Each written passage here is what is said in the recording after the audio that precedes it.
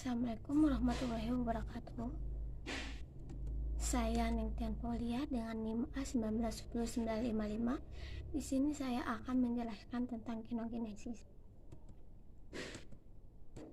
Kinogenesis merupakan suatu tipe reproduksi partenogenesis di mana perkembangan embrio yang hanya mendapatkan material genetik dari betina tanpa kontribusi genetik jantan.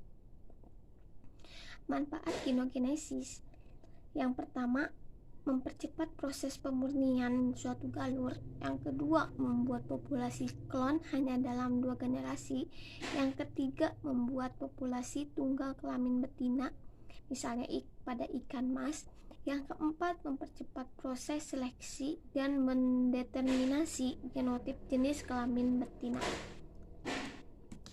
Tahapan kinogenesis yang ke-1 ada radiasi. Radiasi membuat kromosom sel sperma menjadi tidak aktif atau inaktivasi. Teknik inaktivasi kromosom sperma yaitu merusak kromosom dengan cara radiasi, sinar X, sinar G, dan sinar UV dan bahan kimia yang bersifat mutagen, misalnya dimetil sulfat. Yang kedua, fertilisasi. Fertilisasi adalah sebuah proses penyatuan kedua sel gamet yang terdiri dari sel telur betina dengan sel sperma dari jantan. Yang ketiga ada diploidisasi, yaitu untuk membuat zigot yang dihasilkan memiliki sepasang kromosom atau bersifat diploid yang dapat dilakukan melalui perlakuan kejutan suhu, kejutan tekanan, hidrostatik, dan kejutan kimia. Penyinaran UV atau UV irradiation. Materi genetik hancur tapi sperma harus tetap hidup atau motil. Perlu dosis intensitas yang tepat untuk mencapai kondisi yang di atas. Intensitas yang tepat dipengaruhi oleh lampu UV yang digunakan, jarak penyinaran dan lama penyinaran. Yang keempat, untuk menentukan dosis penyinaran yang tepat sebaiknya menggunakan luxmeter. Bila tidak ada luxmeter, dapat dilakukan dengan menguji motilitas sperma setelah disinari. Yang keenam, dosis penyinaran yang tepat bergantung spesies. Ini adalah salah satu contoh alat penyinaran UV, lampu sumber UV. Yang selanjutnya adalah perlakuan kejutan atau shock treatment. Shock treatment adalah upaya menahan pelepasan polar body 2 pada kinogenesis meiotik atau penghambat pembelahan meiosis pertama pada kinogenesis mitotik.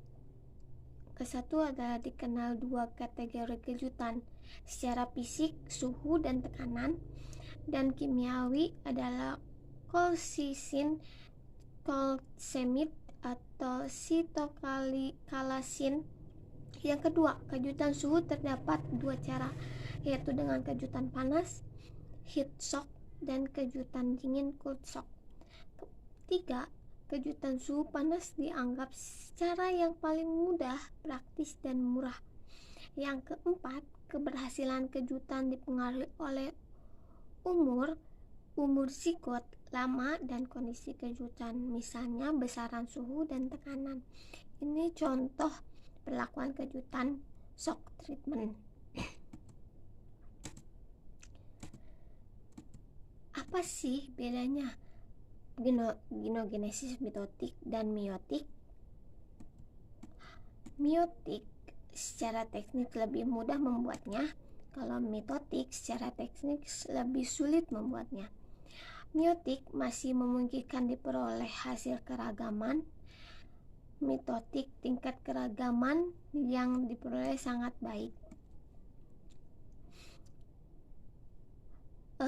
Kalau meiotik untuk tujuan pemurnian hasil relatif lebih lama. Kalau mitotik untuk tujuan pemurnian hasilnya relatif lebih cepat.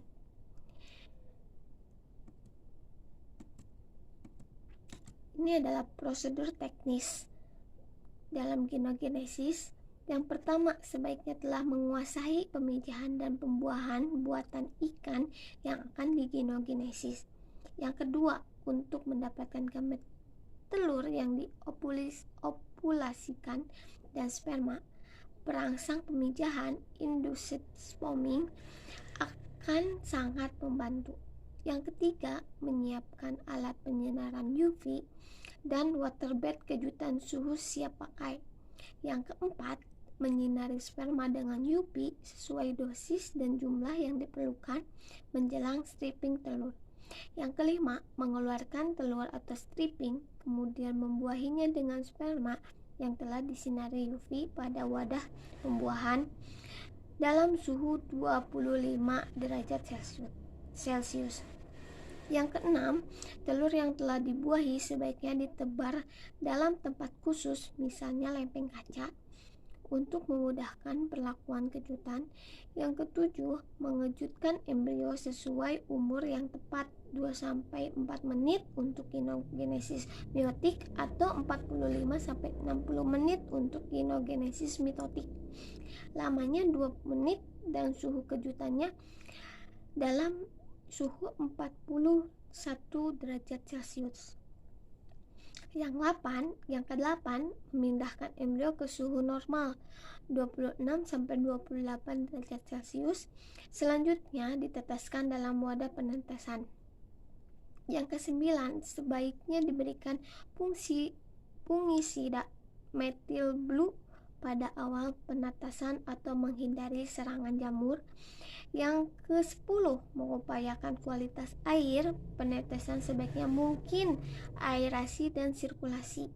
Yang ke-11, membuang embrio yang mati selama proses penetesan, umumnya yang SR di bawah 15%. Yang terakhir, ke-12, memelihara larva dan membesarkannya sesuai perlakuan.